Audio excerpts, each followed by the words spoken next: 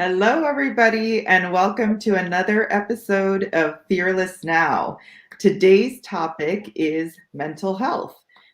We actually love the Grown and Flown community, and there was an article that we came across recently around high school activities that have become sort of this all or nothing. And it's from this article, parents are really kind of speaking up and saying how unacceptable it is. And so we wanted to take a few moments and share this article with our community and start the conversation around how we think about helping our kids become well-rounded, and what does well-rounded really mean, and does it mean just being overscheduled, or do we step back and specifically let our high school kids deserve lives filled with rich experiences rather than tough choices and long hours and practices and rehearsals and all of it. And so there was some really interesting stats in this article, but for today we want to focus on mental health and how Fearless thinks about leaving a little room for reflection and cultivating creativity. And some of these things, when we're over scheduling our kids in these extracurricular activities, really doesn't represent real life and what life is going to be like after school. And so I'd love for Mike to really talk about sort of enterprise family and how he thinks about interactions and what downtime looks like, and how to kind of balance it all. Very happy to speak to this. I give it quite a bit of thought. Some of the wording my wife and I are still working on, because Grushin strategic meetings is not something that resonates with her well. But before that, the articles definitely reminded me, and I know Deepali felt the same because we discussed it, is our childhood, and this is what the author is also saying, our teenage years are not all that similar to the teenage years of our kids.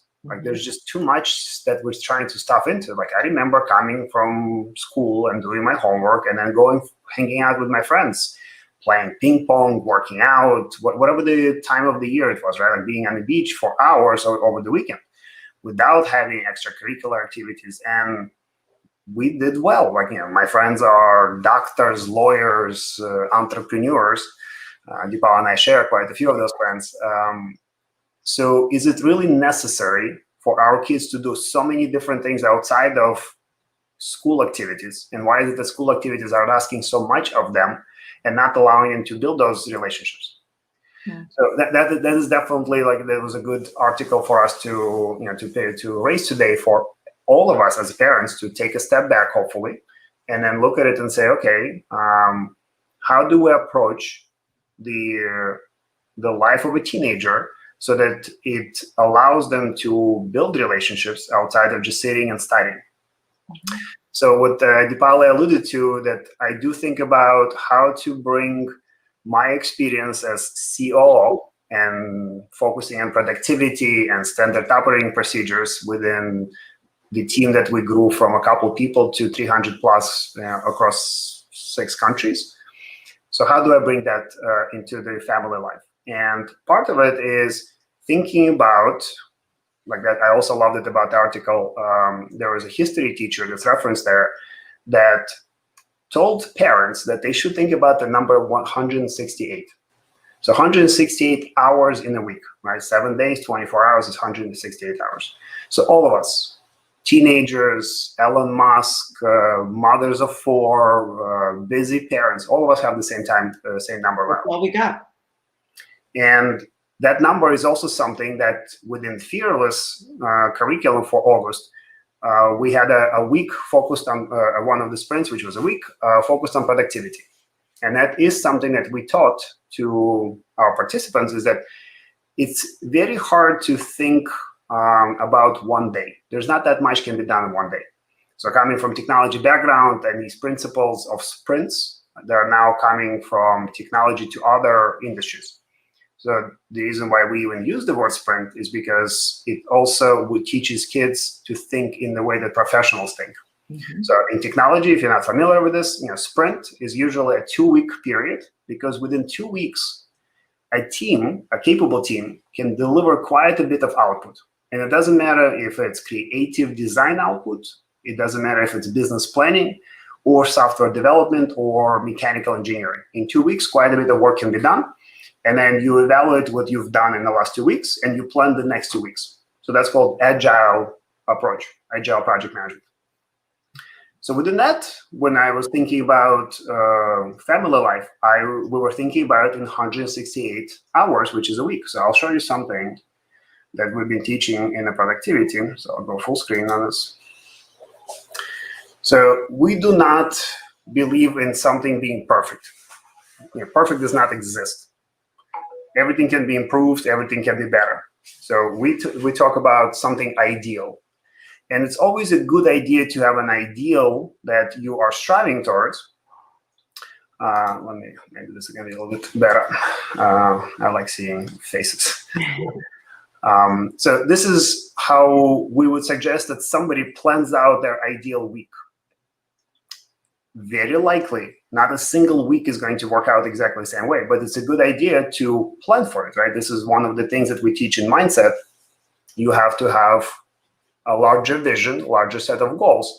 So if you're really looking to learn a new language or a new skill, it has to go on the calendar. It has to go into the schedule. So I'm not going to go through every one of those items, but this is a good way to think about a day, and then during your regular school day or work day, then the weekend, and then what does the ideal week looks like in terms of hours.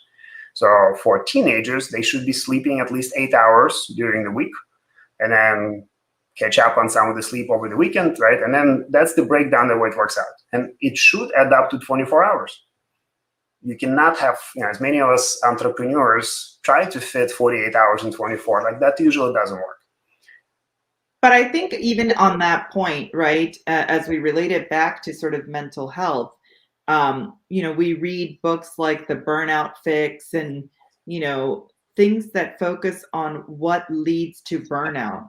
And I think that, what the Grown and Flown article was saying was we're sort of leading these kids into burnout because they are overscheduled, but being prepared in this manner to really set your mindset on, I should take some time for myself. I should take, breaks. I should take some time for reflection. I should not be overscheduled. And when you actually see these numbers on paper, it sort of brings you this reality check of, this is where I'm spending a lot of my time. Where can I make tweaks in my schedule that prevents me from burnout?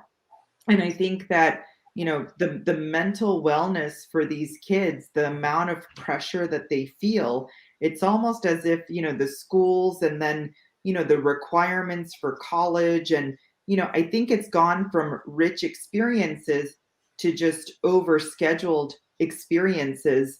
And you're sort of diluting what really needs to come out of it, right? And so I think there's a lot of kids that we had in our beta pilot that said, I'm feeling anxiety just due to pressure. I'm feeling anxiety due to, I see other kids doing all these things and I'm not doing those things. And so, we're posing the questions to parents and professionals alike.